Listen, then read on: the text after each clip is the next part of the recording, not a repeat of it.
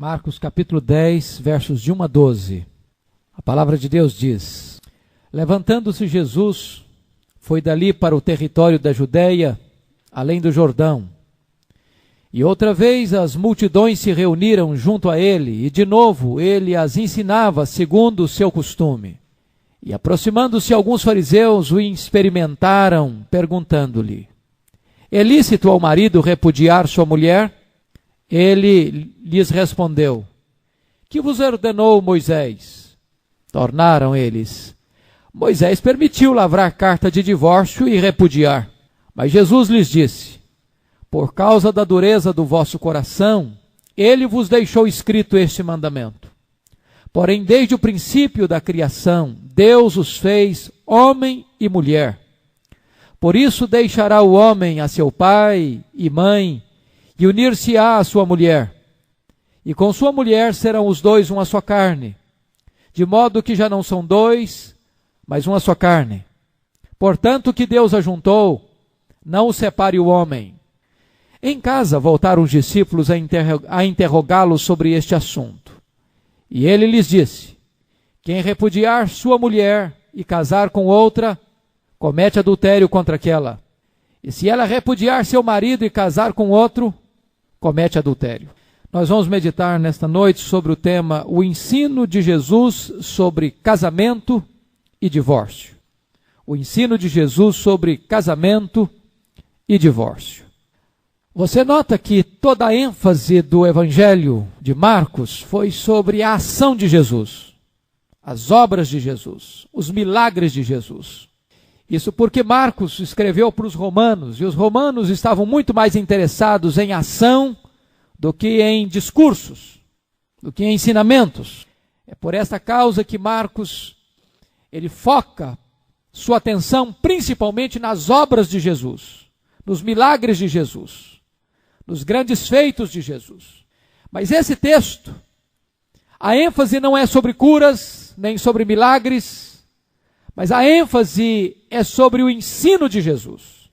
Vocês podem perceber que Jesus definitivamente está deixando a Galileia, saindo de Cafarnaum, rumo à Judéia, e esta é a ida de Jesus já para a sua última semana de ministério, quando ele seria então preso e sentenciado e condenado à morte.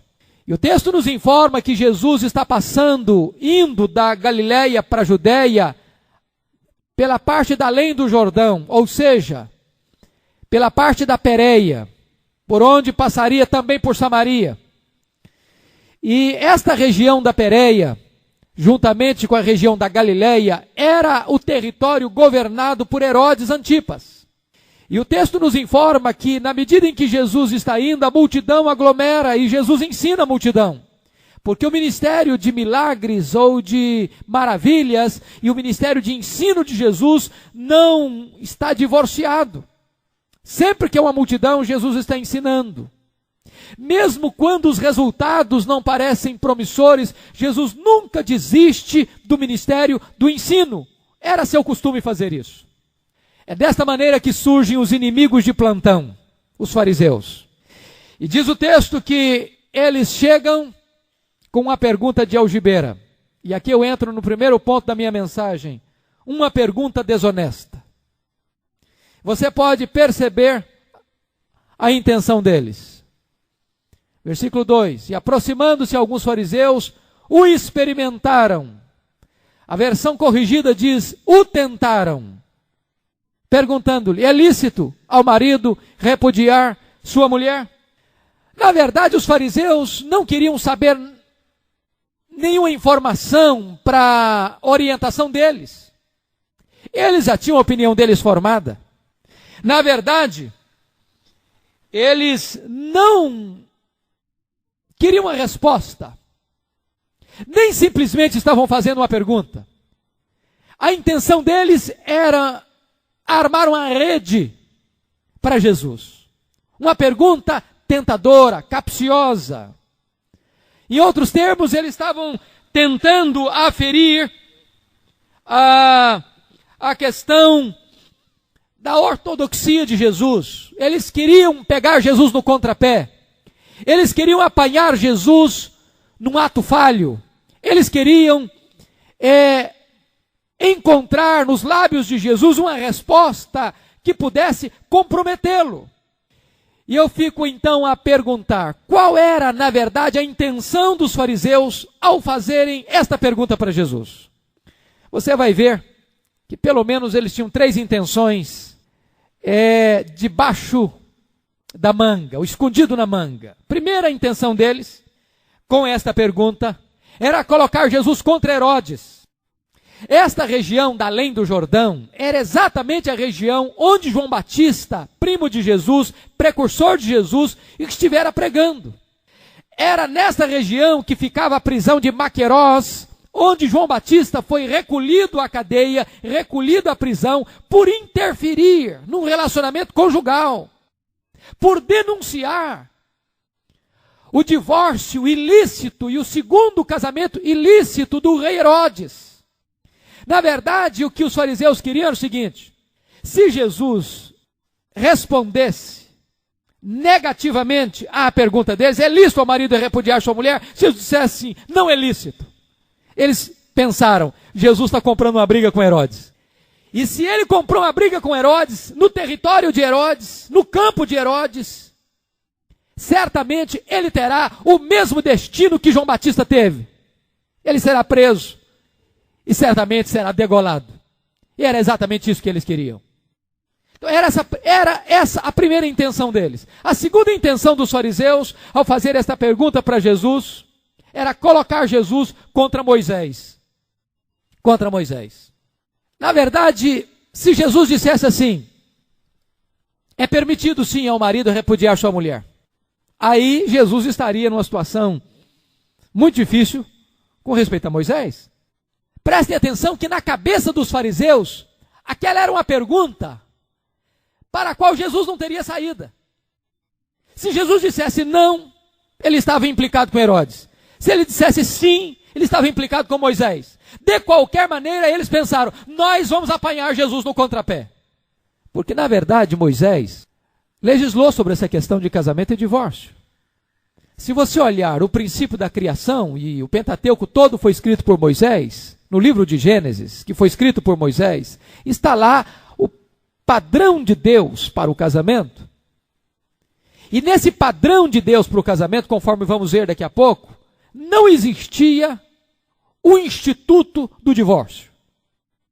Não existia a possibilidade do divórcio.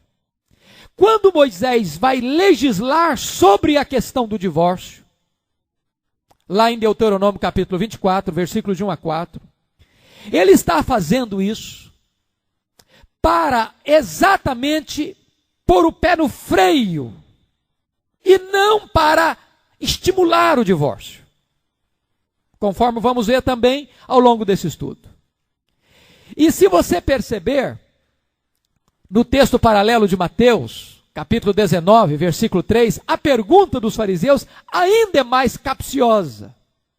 Lá em Mateus a pergunta é lícito ao marido repudiar sua mulher por qualquer motivo? Notem aí. A pergunta era por qualquer motivo. E se você vai ler Deuteronômio 24, de 1 a 4, Moisés permite o divórcio não por qualquer motivo, mas por um único motivo: a dureza de coração. A dureza de coração. E se você perceber, o que está lá no texto de Moisés, em Deuteronômio, é o seguinte: se o homem encontrar coisa indecente na mulher, lavrar-se a carta de divórcio e dará a ela. A grande questão era descobrir o que era esta coisa indecente que o homem, encontrando na mulher, poderia dar carta de divórcio e despedi-la. O que seria isso? Essa expressão foi motivo de tantos e acirrados debates que no ano 20 da nossa era, em Israel, surgiram duas escolas rabínicas.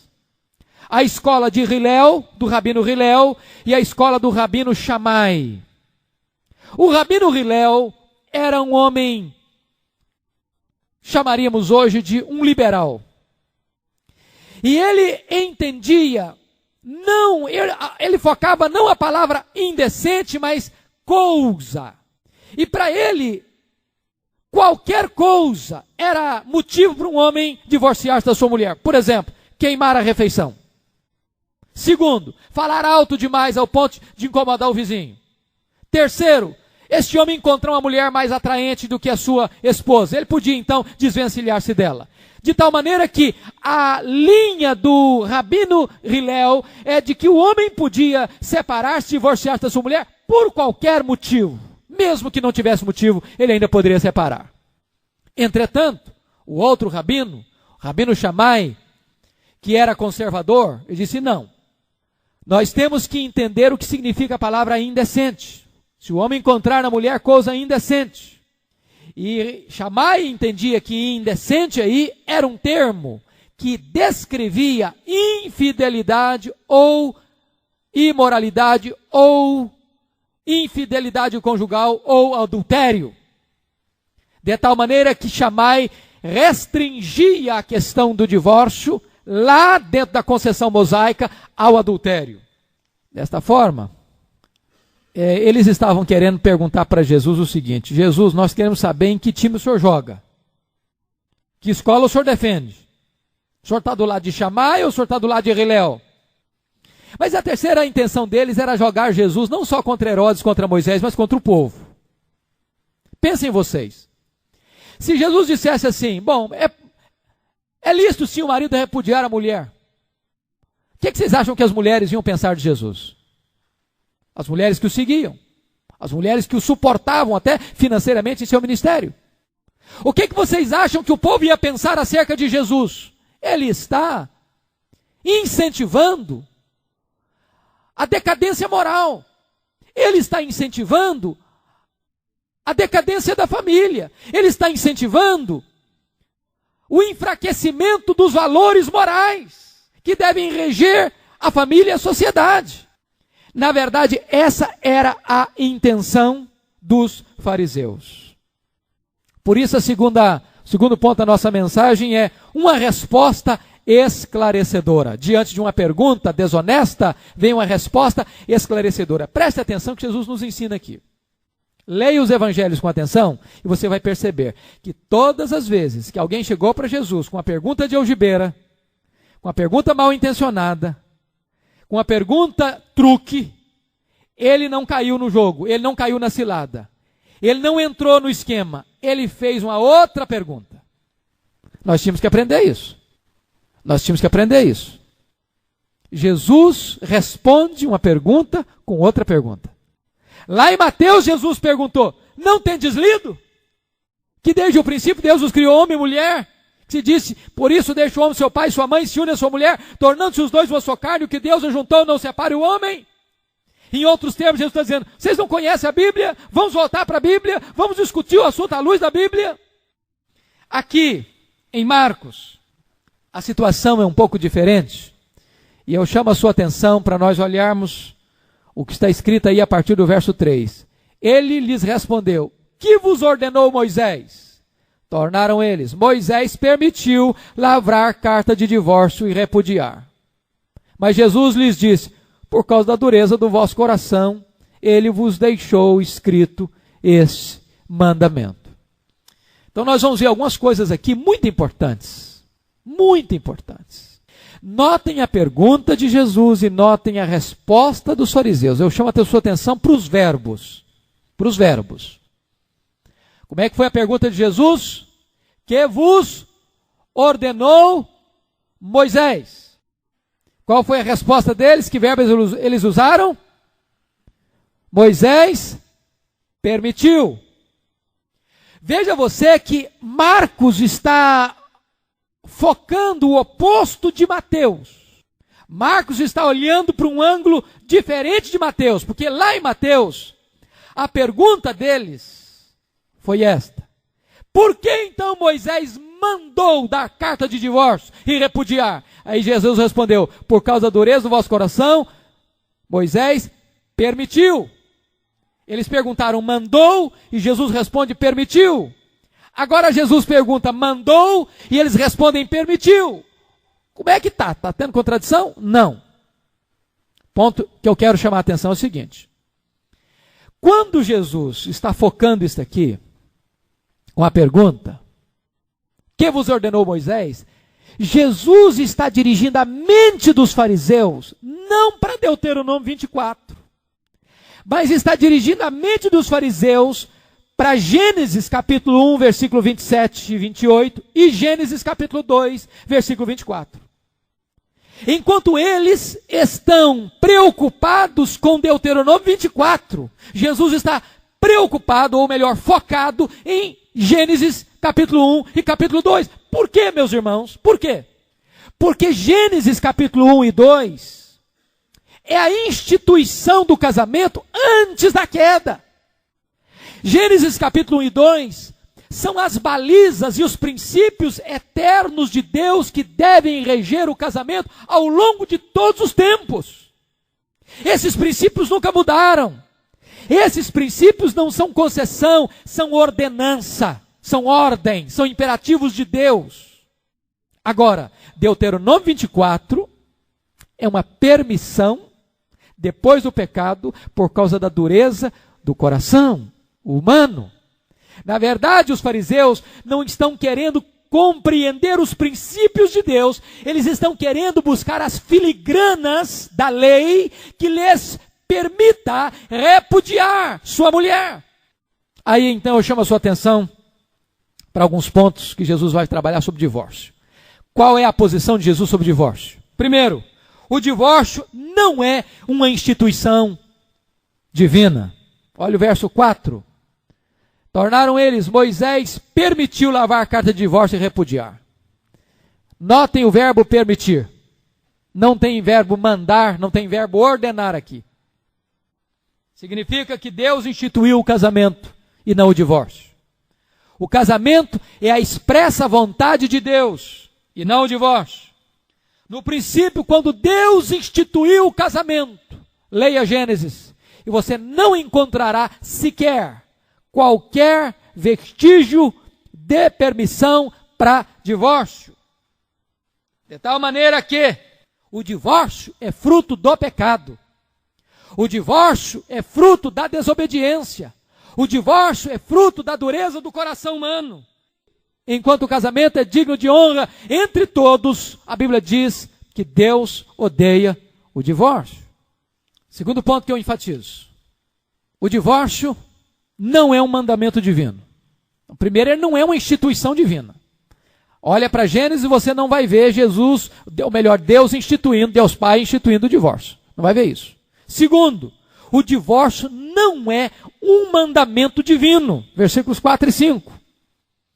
Tornaram eles, Moisés permitiu lavrar a carta de divórcio e repudiar, mas Jesus lhes disse, por causa da dureza do vosso coração, ele vos deixou escrito esse mandamento. Jesus, como supremo intérprete da Escritura, diz que Moisés não mandou divorciar, mas Moisés permitiu, e não permitiu por qualquer motivo, permitiu por um único motivo, dureza de coração. A questão básica a perguntar era o seguinte: por que é que Moisés, então, estabeleceu normas para o divórcio em Deuteronômio, capítulo 24, de 1 a 4? Eu quero convidar a igreja para ler, porque é extremamente importante entender o texto de Deuteronômio 24, para saber qual era a motivação de Deus em dar, por meio de Moisés, este escape para o divórcio. Olha lá. Abra sua Bíblia comigo. E nós vamos ler esses 4 versos para entendermos qual era o propósito de Deus. Na verdade, o que Deus está fazendo aqui é proteger as vítimas do divórcio. Não incentivar o divórcio. O propósito de Moisés não era incentivar o divórcio, era proteger as vítimas do divórcio. Preste atenção na leitura. Se um homem tomar uma mulher e se casar com ela, e se ela não for agradável aos seus olhos, por ter ele achado coisa indecente nela, e se ele lhe lavrar um termo de divórcio e lhe o der na mão, e a despedir de casa, e se ela, saindo da sua casa, for e se casar com outro homem, e se este a aborrecer e lhe lavrar termo de divórcio, e lhe o der na mão, e a despedir da sua casa, ou se este último homem que a tomou para si por mulher vier a morrer, então seu primeiro marido, que a despediu, não poderá tornar a desposá-la, para que seja sua mulher, depois que foi contaminada, pois é abominação perante o Senhor. Assim não fará pecar a terra que o Senhor teu Deus, não farás pecar a terra que o Senhor teu Deus te dá por herança. O que está acontecendo aqui? Quando Moisés estabelece esse fator, é para proteger a mulher. Por quê? Porque naquela época, dentro da cultura judaica, só o homem podia despedir a mulher não podia despedir o homem. A cultura judaica era uma cultura que tinha preconceito em relação à mulher. A mulher não tinha os mesmos direitos que o homem. E o que acontecia?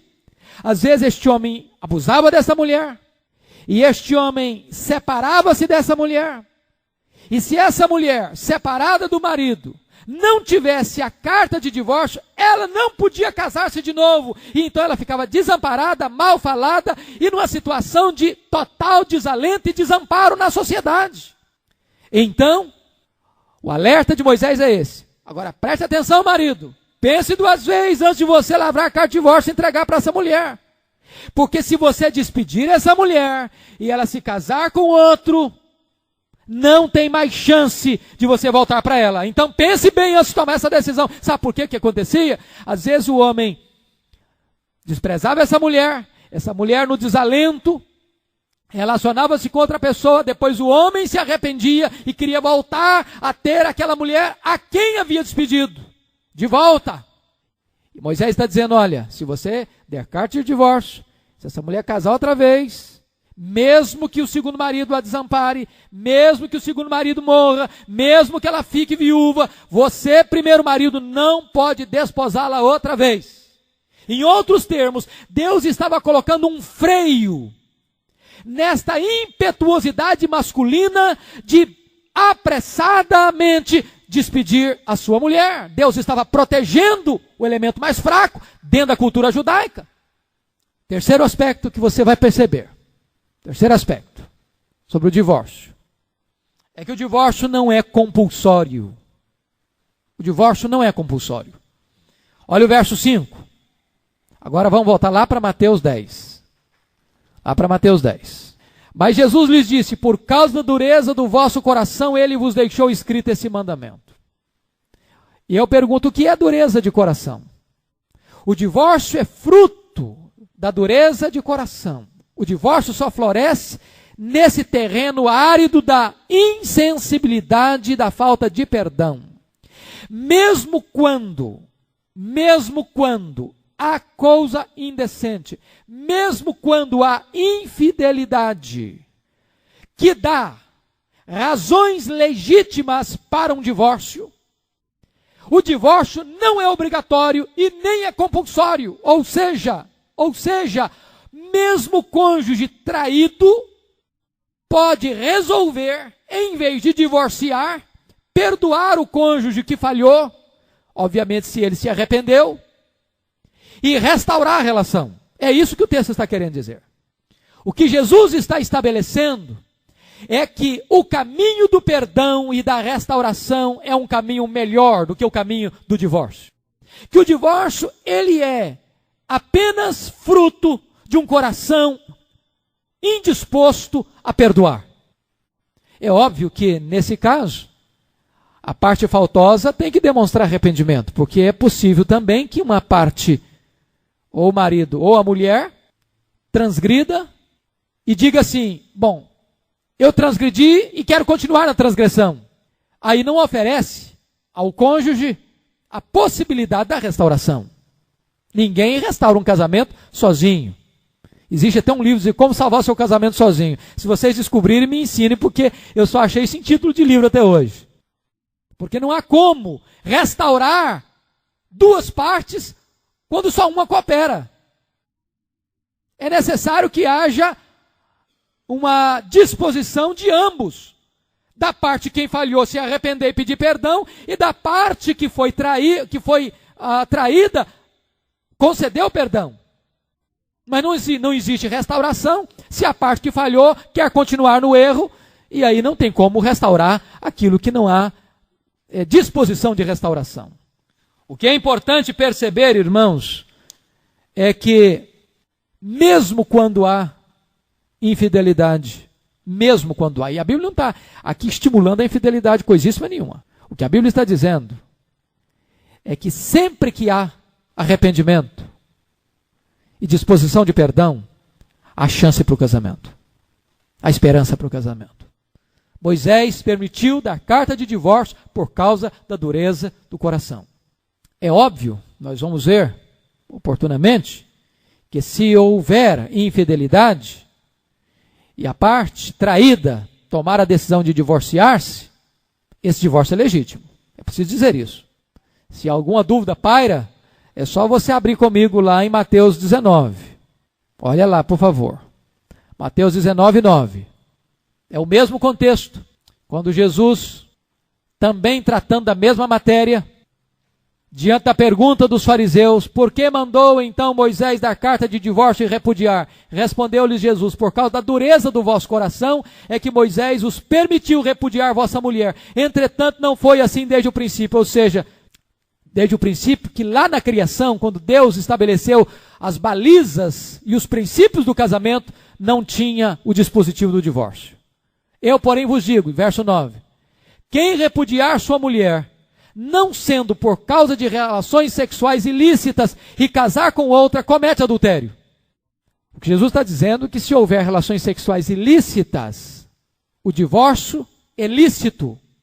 E se o divórcio é lícito, o novo casamento também o é. Dentro do entendimento vétero e neotestamentário, precisamos entender o seguinte diagrama. Eu não tenho aqui lousa para escrever, mas vocês acompanhem meu raciocínio, por favor. Casamento lícito. Todo casamento feito é lícito. É um homem e uma mulher. Estando livres para se casar, o casamento é lícito. Desde que não haja graus de consanguinidade, que vocês conhecem bem os termos de exceção. Casamento lícito. Motivo lícito, divórcio. Motivo lícito, divórcio legítimo. Divórcio legítimo, novo casamento legítimo. O que é um motivo lícito para um divórcio legítimo? A Bíblia só fala de duas cláusulas de exceção. Primeiro, infidelidade conjugal. Mateus 19, 9. Relações sexuais ilícitas. Segundo motivo lícito que a Bíblia elenca, 1 Coríntios 7, 15. É o abandono irremediável e irreversível, no contexto de Corinto, de um marido não cristão, que está com a mulher agora que foi convertida. Possivelmente o caso que Paulo menciona lá é que duas pessoas se casaram não crentes, não convertidos. Durante o casamento, uma parte foi convertida, ou o marido ou a mulher, e essa parte não convertida dirige-se àquele cônjuge convertido e diz, olha, eu não fico com você se você continuar na sua fé. Se você continuar crendo no seu Deus, ou você abandona o seu Deus, ou eu abandono você. E porque o cônjuge crente, seja ele homem, seja ele mulher, não abandona a sua fé, não abandona o seu Deus, esse cônjuge incrédulo o abandona, o deixa, vai embora, o deserta do casamento. Esses são os dois únicos motivos, infidelidade ou abandono. Se o divórcio tem base bíblica, ele é legítimo. Se o divórcio é legítimo, o novo casamento também é legítimo, desde que a pessoa com quem vai se casar esteja desimpedida do ponto de vista bíblico para o casamento. Obviamente. Agora, veja o outro diagrama que está aqui. Casamento legítimo, motivo ilegítimo, divórcio ilegítimo. Divórcio ilegítimo, novo casamento ilegítimo. Por que é que Jesus disse que se um homem se divorciar da sua mulher, não sendo por causa de relações sexuais ilícitas e casar com outro, comete adultério. Por quê? Por que comete adultério? Porque aos olhos de Deus, dentro dos padrões de Deus, o primeiro casamento não foi desfeito. Se o primeiro casamento não foi desfeito, quando este cônjuge se casa pela segunda vez, ele está se tornando bígamo. Então está cometendo um adultério contra o primeiro cônjuge. Daí a grande questão não é se a igreja aceita ou não aceita casamento de divorciado. Não é esta a pergunta. A grande questão é, como é que foi o divórcio? O divórcio precisa ter amparo bíblico. E para ter amparo bíblico tem que ter essas duas cláusulas, ou infidelidade ou abandono. Muito bem, dito isto, nós vamos olhar agora o terceiro ponto da nossa mensagem, uma explicação necessária. Versículos 6 a 9. Preste atenção aí, voltando para Marcos 10. Marcos 10, olha aí. 6 a 9. Porém, desde o princípio da criação, Deus os fez homem e mulher, por isso deixará o homem seu pai e mãe, e unir-se-á à sua mulher. Com sua mulher serão os dois uma só carne, de modo que já não são dois, mas uma só carne. Portanto, o que Deus ajuntou não o separe o homem. Notem vocês que Jesus está fazendo uma síntese dos princípios estabelecidos lá em Gênesis 1, 27 e Gênesis 2, 24.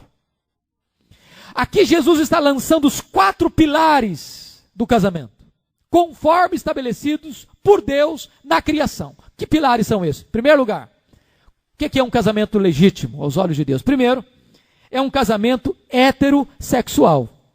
Olha o verso 6. Desde o princípio da criação, Deus os fez homem e mulher. Deus criou homem e mulher. Deus criou o macho e criou a fêmea. E o casamento só é possível dentro de uma relação entre o homem e uma mulher, entre um macho e uma fêmea. Na língua hebraica, isso tem uma riqueza muito maior. A ideia já é de que um está embutido dentro do outro. A palavra homem no hebraico é ish. A palavra mulher para a hebraica é isha. Ish e isha. A isha está dentro do ish. Ou seja, os dois se tornam uma só carne. Os dois se mesclam, se jungem, como que numa amálgama. De tal maneira que Deus criou homem e mulher para penetrarem um dentro do outro, de uma maneira plena, emocional, psicológica, espiritual e fisicamente. Desta forma, a relação homossexual é algo estranho, atentatório contra o projeto de Deus. Por mais que os cientistas sociais, por mais que os psicólogos liberais, por mais que os sexólogos da atualidade queiram legitimar a questão da relação homossexual, ela é uma conspiração contra os princípios de Deus. A Bíblia não encara a relação de um homem com homem ou de uma mulher com mulher como uma união de amor. Não compara, não considera isso. Eu fiquei muito triste quando vi e ouvi quando o Brasil, infelizmente, realizou a maior parada gay do mundo no ano passado, juntando 1,5 milhão de pessoas na Avenida Paulista em São Paulo. A maior autoridade deste país, o nosso presidente, fez altos elogios à parada gay, dizendo que toda expressão de amor é bela. Nosso presidente equivocou-se. A Bíblia não diz que a relação de um homem com um homem é uma relação de amor, mas é uma relação de paixão infame. Paixão infame. É um erro, é uma torpeza, é uma abominação para Deus. A Bíblia diz: não te deitarás com o homem como se fosse mulher, pois isto é abominação para Deus. E meus amados irmãos, a nossa sociedade já não apenas perdeu a vergonha de expressar isso abertamente, mas a nossa sociedade corrompida já está fazendo apologia do homossexualismo. Você já vê na televisão em horário que não poderia ter em horário nenhum. Mas já tem horário em que crianças ligam a televisão, onde homem está beijando homem na boca, onde mulher está beijando mulher na boca, e uma novela que eu não sou de assistir novela, mas leio as reportagens, e houve uma novela por aí afora que terminou há pouco tempo, em que o grande apogeu da novela era o momento em que um homem ia beijar outro homem na boca. Nós estamos vivendo a decadência dos valores. Isso atenta contra o princípio de Deus para o casamento. A relação conjugal, a relação matrimonial, ela é heterossexual. E Paulo aos Romanos disse que aqueles que cometem essa torpeza receberão em si mesmos a merecida punição do seu erro. Segundo lugar, qual o segundo pilar do casamento que Jesus estabelece? É que o casamento é monogâmico. Olha o verso 7. Olha o verso 7. Por isso deixará o homem a seu pai e mãe e unir-se-á à sua mulher. Notem que este é o princípio da criação. Jesus está citando aqui Gênesis 2:24. Notem que Deus não criou duas mulheres para Adão e Deus não criou dois homens para Eva. E quando Deus estabelece o princípio do casamento, diz, deixa o homem, seu pai e sua mãe se unem não às suas mulheres, mas à sua mulher. O casamento é monogâmico. Se você olhar, este é o preceito da lei, este é o preceito da criação. Mas qual é o preceito da lei moral? Também é este. O que está escrito lá em Êxodo, capítulo 20, versículo 17? Não cobiçarás a mulher do teu próximo, não as mulheres do teu próximo, mas a mulher do teu próximo. De tal maneira que o decálogo também estabelece a monogamia como padrão de Deus. O que Paulo ensina? O apóstolo Paulo, quando está ensinando em 1 Coríntios 7:2, ele diz, cada um no singular tem a sua própria esposa e cada uma no singular o seu próprio marido. Portanto, a expressão evangélica também posiciona-se favoravelmente à monogamia. E se você for olhar o perfil de um presbítero, conforme Paulo estabelece lá em 1 Timóteo 3:2, ele diz, é necessário, portanto, que o bispo seja esposo de uma só mulher. Ou seja, não há possibilidade de bigamia, nem de poligamia. A Bíblia está proibindo desta maneira tanto a poliandria quanto a poliginia. Ou seja, a poliandria é quando uma mulher tem mais de um homem. E a poliginia é quando um homem tem mais de uma mulher. De qualquer forma, tanto uma coisa quanto outra está em desacordo com a Escritura Sagrada. Terceiro lugar, o casamento é monossomático. Usando a palavra soma, corpo, monossomático é uma palavra para descrever uma só carne. Você pode ver isso no verso 8. Olha o verso 8, por favor.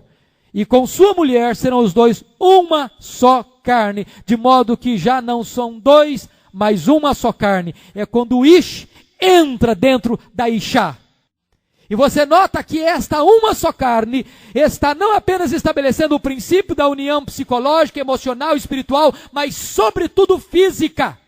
Sobretudo física. E aí, queridos irmãos, há um ponto extremamente importante. Muito importante. O sexo, antes e fora do casamento, é uma proibição divina. Deus que criou-nos, Ele sabe o que é melhor para nós.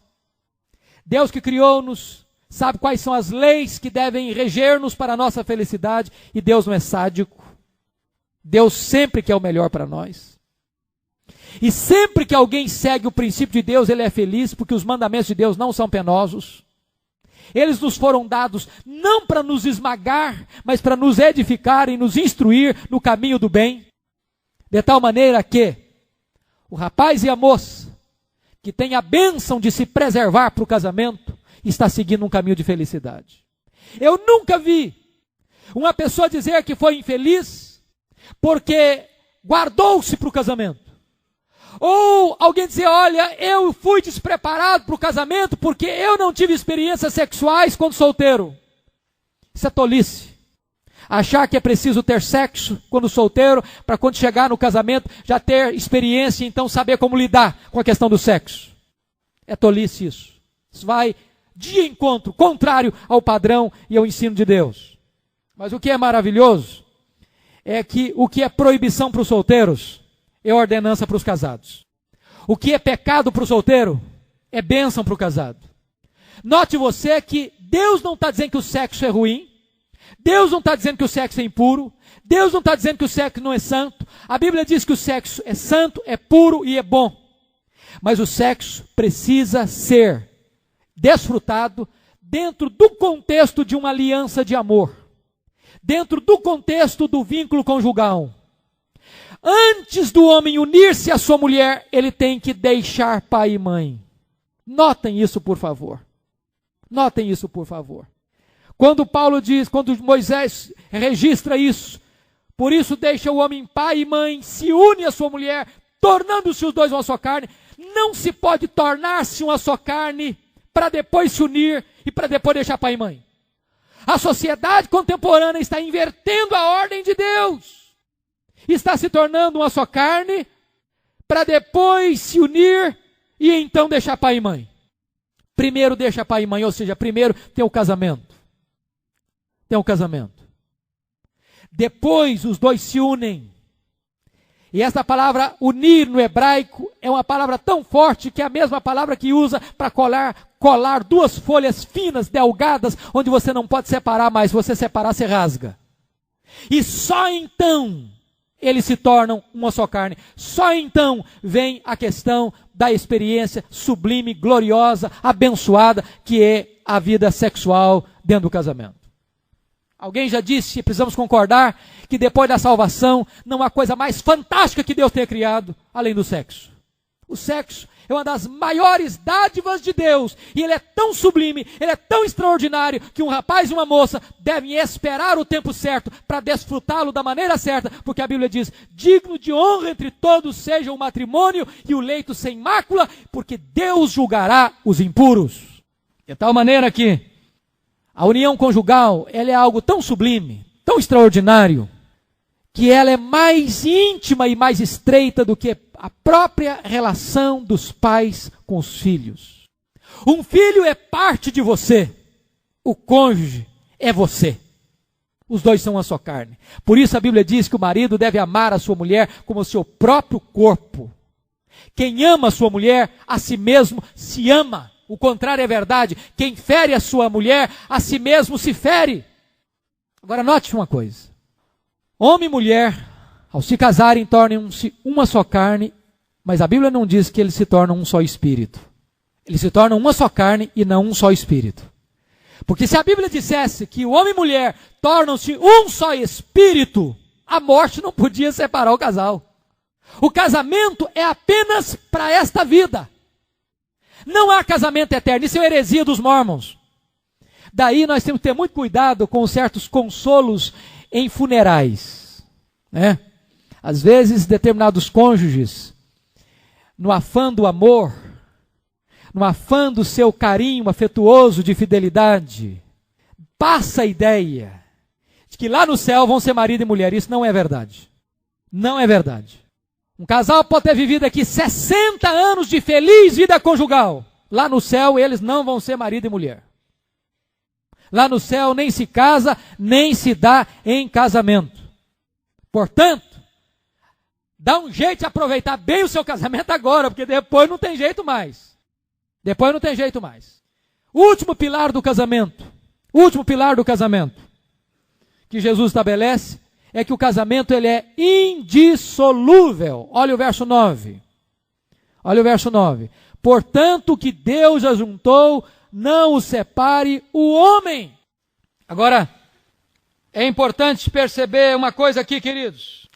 Nós estamos vivendo uma geração em que está descartando o casamento, como se descarta uma roupa suja. E nós estamos vivendo uma geração de tietagem. Não é verdade, gente? E nós evangélicos tínhamos que ter mais juízo e de não entrar nessa onda de tietagem. Não é verdade? Porque tem gente que diz, o Ronaldinho usa a marca tal, então eu vou comprar a marca tal, porque o Ronaldinho usa a marca tal. Tudo bem que ele pode usar a marca tal, tem dinheiro. Se eu quiser comprar a marca tal também, mas não porque ele usa. Agora, o Ronaldinho me faz um casamento com todo o glamour, E com menos de 3 meses, aquele negócio acaba. E como a Rede Globo dizia algum tempo atrás, essa onda pega. Essa onda pega. Porque o Ronaldinho divorciou. E se você perceber, sobretudo no mundo artístico, infelizmente nenhum preconceito contra o mundo artístico, mas parece-nos que a tendência e o índice de divórcio nesse universo aí é maior. São essas pessoas que servem de modelo para a nossa juventude. Quando eu estou falando juventude, não estou falando juventude evangélica agora não. Para a juventude. Nós evangélicos não podemos seguir esse modelo.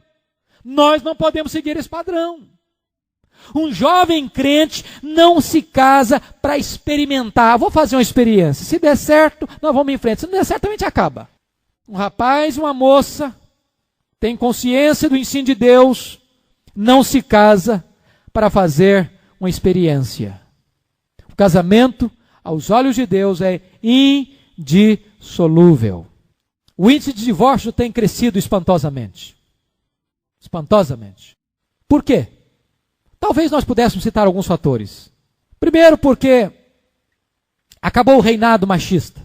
Segundo, porque a mulher entrou no mercado de trabalho como homem. E hoje ela não é sustentada pelo marido via de regra, mas ela coopera com o marido no sustento da família. Terceiro, porque o índice de infidelidade conjugal hoje é escandaloso. Escandaloso. As estatísticas provam que até a idade dos 40 anos, em média, 75% dos homens e 63% das mulheres já foram infiéis pelo menos uma vez ao seu cônjuge. A revista Veja, em 2003, publicou uma matéria dizendo que nos últimos 6 anos, em relação a 2003, o índice de divórcio na terceira idade cresceu 56%. Na terceira idade. Por quê? Porque muitos casamentos sobrevivem por causa dos filhos. Por causa dos filhos. Aí no dia que os filhos batem asa e voam do ninho, um olha para o outro e diz, quem é você? E começam a viver com o estranho e a dormir com o inimigo. E aí batem asas também no casamento. É por isso que você não pode centrar a relação conjugal nos filhos. É por isso que a Bíblia diz que quem é uma só carne não é pai e filho, mãe e filho, é marido e mulher que são a sua carne. Os filhos nascem, crescem e voam. Marido e mulher continuam. Nos Estados Unidos, o índice de divórcio já ultrapassou a fronteira dos 50%. Agora, irmãos, a coisa que mais me preocupa nessa questão da indissolubilidade do casamento é que a quebra do vínculo conjugal também é a quebra do 9º mandamento. É um falso testemunho, porque houve um juramento de ser fiel.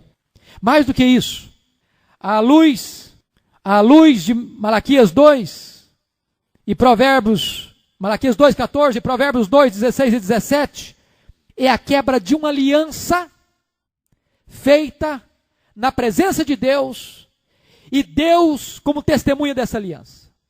Eu não sei se vocês já pararam para perceber que às vezes nós seguimos determinados costumes sem nunca parar para refletir por quê, né?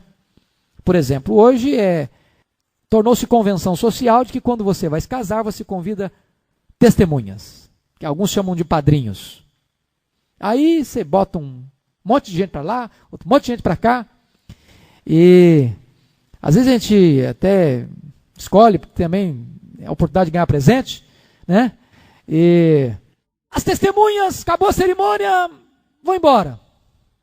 E você passa crise, passa chuva, passa sol, e as testemunhas nunca mais querem saber, foram testemunhas ali para forma. Mas a Bíblia diz que no dia que você firma uma aliança com o seu cônjuge, Deus é a testemunha.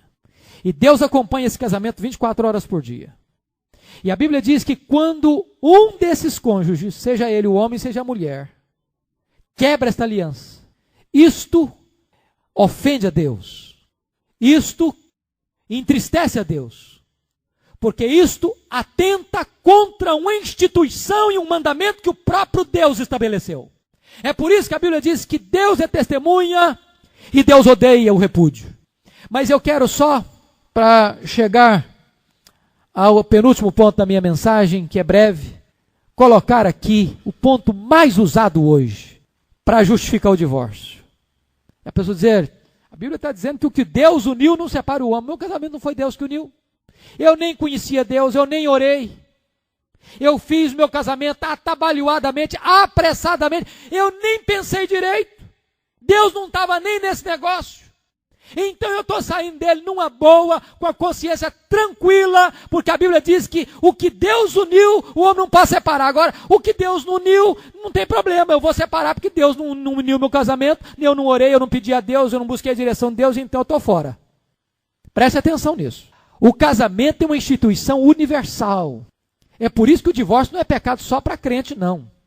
Se um budista se divorciar, ele está pecando contra Deus. Se um maometano se divorciar, ele está pecando contra Deus. Se um índio lá na floresta amazônica se divorciar da sua mulher, com quem firmou com ela uma aliança, e abandoná-la para juntar com outra, ele está pecando contra Deus. Quando o homem e uma mulher firmam uma aliança no casamento, se ele pediu a Deus direção ou não, isso é problema que ele vai ter que arcar com ele. Mas no momento em que ele firmou a aliança, Deus ratifica essa aliança. Você quer saber disso? Estude Josué capítulo 9. E você vai encontrar lá que Josué, certa feita, firmou uma aliança com os gibeonitas. Quando ele não devia ter firmado aquela aliança, ele foi precipitado, ele não consultou a Deus. Mas no dia que ele firmou a aliança, Deus ratificou a aliança. 300 anos depois, aquela aliança foi quebrada e uma consequência grave veio sobre a nação. Eu quero dizer para você que você não sofre consequências apenas quando você viola as leis da natureza. A lei da gravidade, por exemplo. Você sofre as consequências quando você quebra as leis espirituais, as leis morais, as leis de Deus. Por isso eu termino com um alerta solene. Quarto ponto da minha mensagem é um alerta solene, versículos 10 a 12. Você nota que a conversa agora não é com os fariseus. Jesus já tinha despedido para lá os fariseus. Diz o verso 10, em casa voltaram os discípulos a interrogá-lo sobre este assunto. E ele lhes disse, quem repudiar sua mulher e casar com outra comete adultério contra aquela. E se ela repudiar seu marido e casar com outro, comete adultério. Veja você um detalhe muito importante. Só Marcos dos evangelistas inclui a mulher aqui no caso. Tanto Mateus quanto Lucas, quando falam disso, fala, se o homem repudiar sua mulher, comete adultério. Mas Marcos acrescenta no verso 12, e se ela repudiar seu marido? Por que é que Marcos apenas registra a mulher no mesmo pé de igualdade que o marido para dar carta de divórcio ao marido? Para tomar a iniciativa do divórcio. Por quê? Por quê? É porque Marcos é o evangelista que está escrevendo para os romanos. E se na cultura judaica só o homem despedia a mulher, na cultura romana a mulher também despedia o marido. O que na verdade Marcos está fazendo é sendo exatamente contemporâneo, consequente para o povo para quem está escrevendo. Porque não tem dois pesos e duas medidas. Tanto o homem quanto a mulher são tão responsáveis diante de Deus de igual maneira, na mesma altura. O que é que Jesus está ensinando nesses dois versículos? O que ele está ensinando nesses dois versículos é que o divórcio não é legítimo por qualquer motivo. É que um novo casamento não é legítimo aos olhos de Deus por qualquer razão. É óbvio que Marcos aqui não está dando a válvula de escape. E alguns estudiosos, agarrados em Marcos, não querendo olhar os outros textos de Mateus 5, 31 e 32, e Mateus 19, versículo 9, querem dizer que não há nenhuma possibilidade para divórcio em maneira nenhuma, e não há chance para segundo casamento de maneira nenhuma. Não é esse o entendimento do Senhor Jesus? Não foi esse o entendimento dos reformadores? Não foi esse o entendimento dos teólogos que escreveram as grandes confissões de fé e os grandes credos? O entendimento é este, de que o divórcio e o novo casamento só é legítimo se houve uma causa justificável, qual seja infidelidade conjugal. Ou, no ensino do apóstolo Paulo em Romanos, capítulo 7, 1 Coríntios 7, 15, melhor dizendo, o abandono irremediável e irreversível. Portanto, O que o texto está querendo nos informar é o seguinte: não é apenas suficiente que um juiz legitimamente constituído no exercício das suas funções lavre um termo de divórcio. Se não houve um motivo bíblico, mesmo que o juiz tenha lavrado a certidão de divórcio, aos olhos de Deus, aquele casamento não foi desfeito. E se ele não foi desfeito, um segundo casamento constitui-se em adultério. Esse assunto, irmãos, ele é tão complexo, ele é tão difícil de engolir, que os discípulos de Jesus ficaram escandalizados. É só você olhar lá Mateus 19. Quando Jesus estabeleceu uma escapatória tão estreita, os discípulos disseram: então, se é essa a condição do homem em relação à mulher, é melhor não casar. Jesus, o Senhor está botando um limite muito estreito, é melhor então nem casar. E Jesus não abriu mão, disse: nem todo mundo é apto para isso mesmo, não. Nem todo mundo é apto. Irmãos queridos, esse é o tipo de mensagem que não é fácil de pregar e não é fácil de ouvir. Mas Deus não nos chamou para pregar as coisas fáceis, nem as coisas palatáveis. Deus nos chamou para pregar a verdade. E quem tem ouvidos, ouça o que o Espírito diz à igreja. Vamos orar.